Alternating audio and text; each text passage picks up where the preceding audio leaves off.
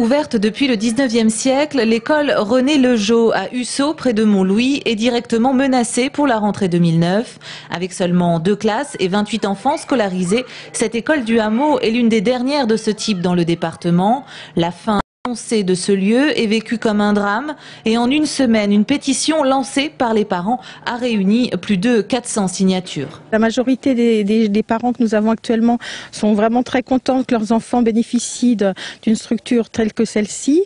Ils se sont implantés dans le hameau justement avec l'espoir de pouvoir offrir une qualité de vie à leurs enfants. Qualité de vie, enseignement de proximité sont les maîtres mots ici.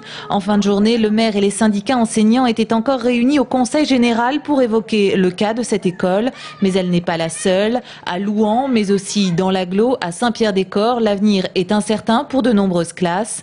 Pour 2009, les mesures annoncées font état de 19 fermetures, 7 blocages, 5 ouvertures possibles et 9 sûres. Le bilan serait donc de 15 suppressions.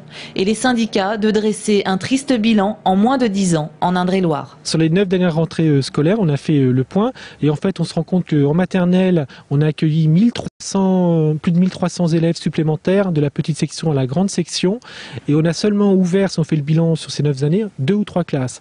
En élémentaire, on a accueilli plus de 2000 enfants dans les classes du primaire, donc du CP au CM2, pour seulement une vingtaine d'ouvertures.